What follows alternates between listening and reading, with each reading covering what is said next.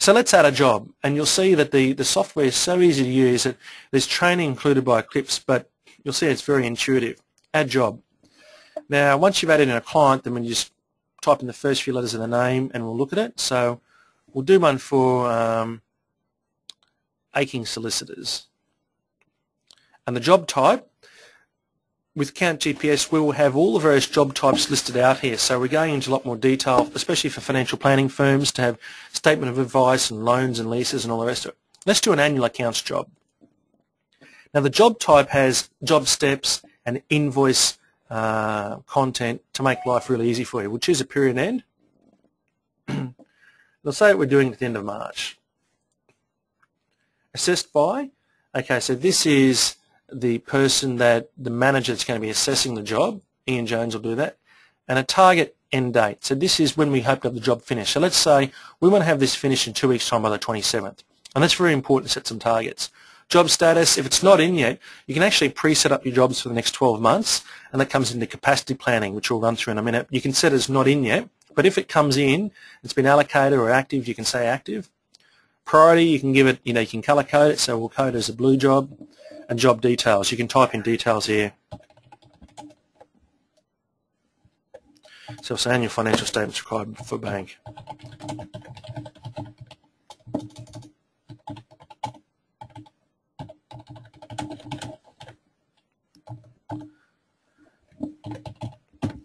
Okay, now this is one of the first things that we speak about, eliminating write-offs. This is how to do it. Agreed fee. Now, if you want to give an upfront quote to a client and do a fixed fee sort of work, fantastic. The software handles that beautifully. If you don't want to, it doesn't matter.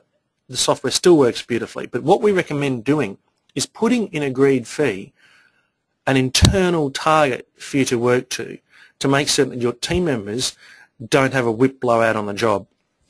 So let's say that this accounts job last year cost $5,000, okay? So that's what we invoiced, $5,000 plus GST. So we might say to a client, look, we're going to do this and this and this, and this year it's going to be $6,000, and you get them to sign off and prepay. Great, so you type in $6,000 there. But if not, let's say last year it was $5,000, and let's say you put your fees up by 10% every year, or so we might say, look, you mightn't have even given the client a fee for this year, but internally tell your team, and what we recommend doing is the senior partner or one of the managing partners should, every job that's over $500, set a target fee for the job.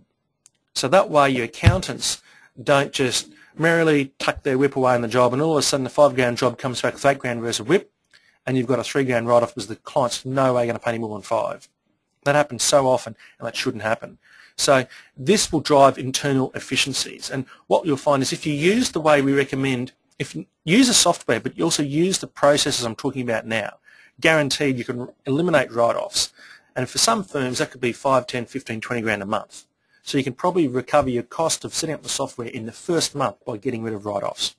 If you're finding that you're not getting rid of write-offs, ring me up and talk to me, and we'll be able to give you some separate consulting if you want to your firm to be able to make certain you can eliminate write-offs. It's really, really simple using the software. Okay, so let's say we set the internal agreed fee at $5,500. So that's going to help us to monitor what we do ourselves. Now, the next stage here is that we need to allocate resources. So let's add resources, and let's say that Alec is going to do this work here, and it might be like 20 hours at $250 an hour. So we've allocated him, and straight away it says the expected cost is $3,075. Let's allocate it to someone else as well. Yeah, say 10 hours for him. So their internal charge out rate might be $250 an hour, whatever it might be. So now it shows with these people allocated, and this comes back to capacity planning later on, the expected cost is $5,075. So now partner review, those people are going to work on the job. Fantastic. And also shows every time you finish jobs, it keeps statistics for your firm as to how many jobs you've done and the average hours on each, and also the average hours for this client in future years. So it helps you to track and compare. So I'd be telling these people, great, well, bring the job back to me with only $5,000 worth of whip. We're going to charge $5,500. That means we're going to have a 10% write-up. But if they can bring it back with only $4,500 on there, that means a $1,000 write-up we're in write-up territory. It's fantastic. And that's the absolute key to making this work. So let's click on Save. We've now set up that job, and internally we've set the targets. And you can see in the job screen here we've got agreed fee. So as you do work in it, as you add timesheets to it, this agreed fee comes along here. And let's just add some time onto this job right now. Okay, so we're going to click on Add Time. We go straight into the timesheet, and you'll see it's very easy to use timesheet. You can select the client, what the status is. You can put in number of units or even start and finish time. So let's say that we started at midday for this client and we're through to 5 p.m. in the afternoon. Good 5-hour solid stint without using Facebook, and here we go. Activity codes. So we can click on all the activity codes that are pre-set up. Now you can change these activity codes to suit whatever way that you want to do it. But okay, let's finalising annual accounts and comment. You can also say, I'm going to put a comment here just to show how it comes out in the invoice. Discussions with Bill. So this shows if you put in a 5-minute timesheet or whatever, how whatever you type in the comments comes through in the timesheet.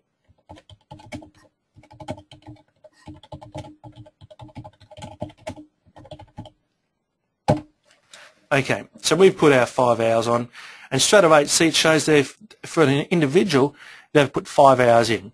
And for your team members, this is great because they click on weekly. They can now see out of every day how much billable and non-billable has been done, and target billable, and so what they've made of the percentage. Now, internally at SBS, we require our accountants to do 6 chargeable hours a day, and 1.5 would be admin or whatever else. Now, I don't know what the hell anyone's going to do for 1.5 hours that's not chargeable, but there's too much non-chargeable work allocated, in timesheets across the board in accounting firms, I believe. So, set your target 6 chargeable hours a day. If the charge-out rate's, say, $250 an hour, that's $1,500. So make it a $1,500 target or 6 chargeable hours, and say you're not to go home until you do that. So if they want to muck around, if your team want to muck around on Facebook or reading emails, they'll be back to 8 o'clock, but don't go home until you've done 6 chargeable hours. So make it a figure like that, $1,500, 6 chargeable hours. Then your team, as they go home, they feel good because they know they've accomplished what they need to do. And then as a firm, you'll always meet your target billings. So that's something very important as well. So you can look monthly, you can look weekly, daily, but weekly is really good, so then your team know that they're on track. It's important your team members know that they're doing what they should be. Okay, so that's just one timesheet. Let's just click back on this to go straight back into the job. That's what I love about this software. Just click backwards and forwards, and it's nice and easy to find everything that you need. Okay, let's go back to the job. Now see how we put 5 hours down. It says that our WIP's $1,000, 5 hours at $200 an hour. And it shows that we're 18% along in our agreed fee. So that little graph keeps us on track. If I just go back to the job screen, now as a partner or a manager of your firm, what you can do every day is have a look at this, and that's the job. See, Aching Solicitors that we've just put on. Our budget's 5.5. Our WIP's 1, shows that we're 18% along, and there's our target date. You can click on target date, you can click on any of those, and it filters them. So straight away, if you see a job now as manager, and we can open that up a bit and you can kind of read a bit more, it's flagged blue, it gives the details for the job. If you can see that we might be up to 80% for that job, and you're thinking, hang on, are we close to finishing? You can then talk to your team and find out what's going on with that job and make certain that that doesn't blow out. Let's go into the job, and let's go one step further now. And this is what I love. You can actually, and we're setting this up with Eclipse as well, so you have all the Count GPS steps along the side there. And you can also allocate the job once you've done the initial part to somebody else. So you might allocate it back to the partner, update the status, it goes to the partner, and straight away this now appears in their list of jobs, and you also get an email saying this job's been allocated to you. So it's great for switching the jobs between people. Let's create an invoice. What we can do, and that's a beautiful part of this software, what we try to do is we try to invoice clients up front and get them to pay up front. So here's our invoice, and we can invoice this up front. And let's have a look at what the invoice looks like. It's got content already in there that we've set up for you, but you can change that around. It makes it nice and easy. Let's have a look at what the invoice would look like. And here it is. You can alter the way this looks, but you can see it's got all the details in there. And it's also got BPay details, credit card, direct credit, whatever it might be. So a very, very nice looking invoice that you can check out and then finalise. And of course, if you use Xero, as we recommend for your firm's practice ledger, once you finalise invoice, you print that out, email out to the client, but also that gets put into Xero straight away, and use Xero for doing your managing your debtors. Now, say you want to change the layout. Say you've got a due and charge invoice. Let's do it by all WIP entries. So you might have a lot of WIP entries and you want to bill at the end of the day with the timesheet details on it. Oops, I just jumped out of that job, so I'll just go back into it. Push the wrong button there. Okay, let's go into this job again. View invoice. As you can see, it's very easy to jump around and do what you need to do. Okay, so that's that WIP entry I put through before. And if you want to, then we can finalise an invoice, and all of those dates that you've done things and the WIP details flow through automatically to the invoice, which is beautiful. I'm just going to change the layout back to what we had before.